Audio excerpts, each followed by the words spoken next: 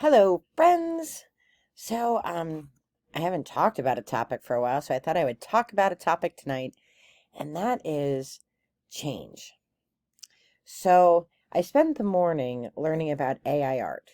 So, in my professional career, I focus on emerging technologies, um, things like artificial intelligence and virtual reality and augmented reality, Internet of Things.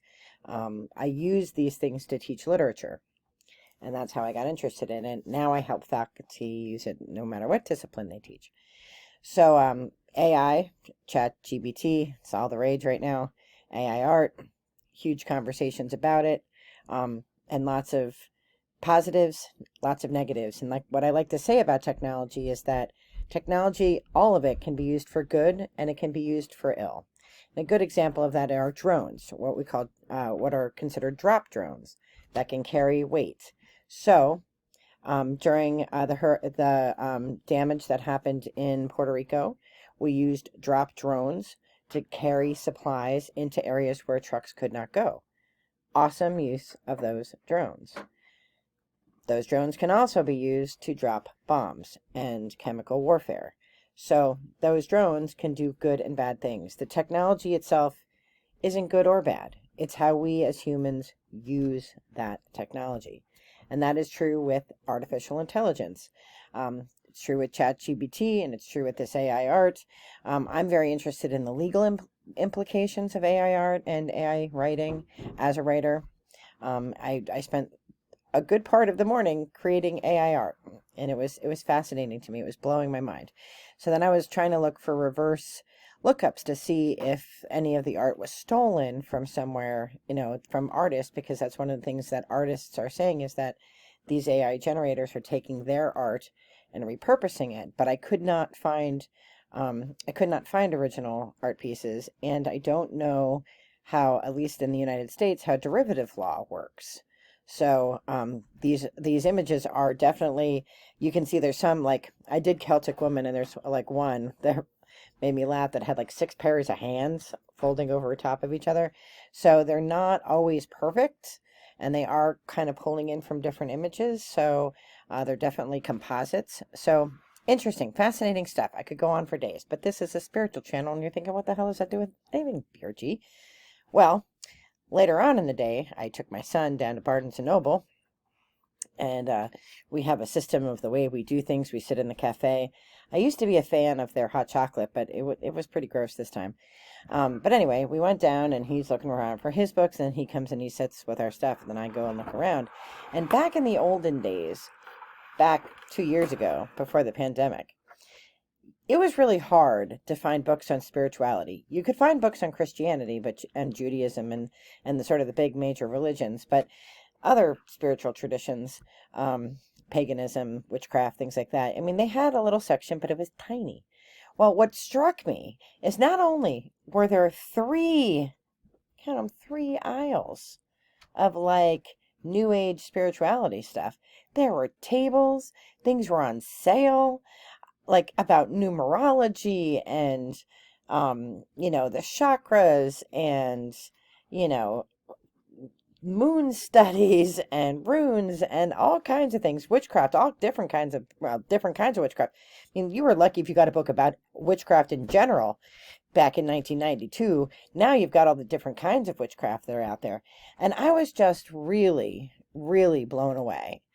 And I was trying to communicate it to my son, and I don't know that I was all that effective, but I posted it on Facebook because I think people of a certain generation understand that back when we were young, you weren't even allowed to talk about witchcraft. I remember we had a store in Allentown. It was called the Occult Emporium. My friend Tracy and I would skip school and go there. And back then, everybody was all the rage about Aleister Crowley, and that's because Ozzy came out with a song about Aleister Crowley, and we all listened to it, and I had no idea who that was, so I asked my mama, and my dad, and they didn't know who it was. They had never heard of him, and there wasn't the internet. I mean, I'm old. This is before the internet, and it wasn't in the dictionary, so I had no idea. So I asked my priest, and he told me that I shouldn't be asking about Aleister Crowley. Well, I'm a teenager. You tell me I can't ask about something, well, hell's bells. Now I want to know, who is this dude? I don't want to believe what he believes in. I just want to know who he is. Why can't we read him? Why is that censored? I am totally against censorship. So we would go to this, and it was it was like in the basement in Center City, Allentown, which, like, for me, as where I grew up, like, Allentown was the big scary city, like Philly or New York, right? And we would have to get on the bus and like skip school and go there. So, and I didn't want to believe in what Aleister Crowley believed in. I don't think that reading something or learning about something makes you that thing. I would actually argue that the opposite is true. We all should read Mein Kampf so that we can make sure that that kind of nonsense never, ever, ever, ever happens again. Like, we should read everything that there's out there. Censoring things and just saying, well, you can't read that because I said so, because the church is against it. You can't learn about witches because you might become one, like it's an infectious disease. You can't learn about tarot. You can't touch tarot cards. Never be in a room with tarot cards, or you're instantly going to hell. It's nonsense. It's nonsense. It's scare tactics. And I know I have many religious friends that do watch this channel and are going to come after me, but I am telling you, scare tactics are nonsense. Because I've read all that stuff. I've read about tarot. I've read about all that stuff. I still believe what I believe, right? I'm going to believe what I want to believe. Learning about it doesn't mean I believe in it. I don't think anything predicts the future. I don't think anything predicts the future because I think the future is unknown, but I think we can give ourselves positive messages and affirmations, and in the Christian tradition or the Jewish tradition or the Witchcraft tradition or the Wiccan tradition, I think anything that brings light and love, I don't care what you call it. I don't care if it's one of the major three religions or paganism. I don't care if it's agnostic beliefs or just, whatever, the Church of Clam Chowder. I don't care. If it brings light and love, that stops school shootings. That stops hatred. That stops racism. I don't care what you call it. Right? Our world needs healing. It doesn't need more judgment and barriers to knowledge. It's nonsense. And then I apply that back to AI, right? Is my dislike of AI? I don't have a dislike of AI. I don't have a like for it either. I recognize it exists, and it's my job to know about it because that's my job. How can we use it for good?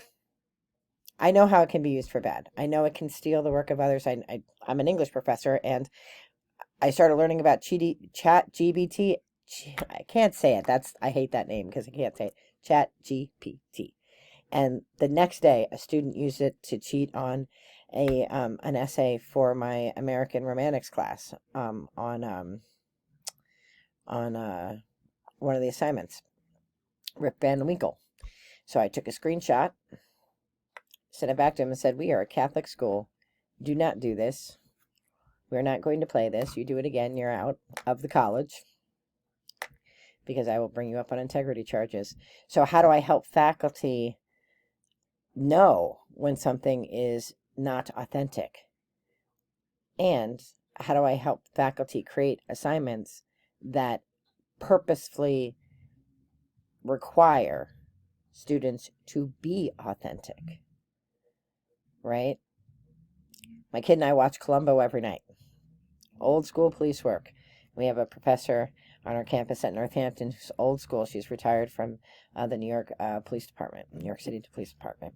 She's always talking about going old school, right? She's old school. And that's what we're going to have to do. Old school spirituality. But that doesn't mean burning witches and and throwing things to the wind and banning access to knowledge. It means knowing what's out there and then using it for good. Having ambassadors. I teach cybercrime. How do I teach cybercrime and literature? Don't ask. It's a blue blaze off of the main trail of my life.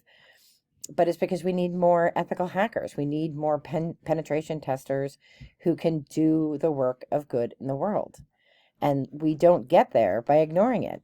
The best ethical hackers in the world are also the best hackers. They just choose to do good. We choose to bring light and love. We choose light and love, right? So don't be scared of change. Don't be scared of these new things. Be an ambassador of knowledge. Be an ambassador of love. And help break down barriers wherever they exist. So that's my soapbox for tonight. I am wishing all of you all the very best in light and love. Be well. Bye-bye.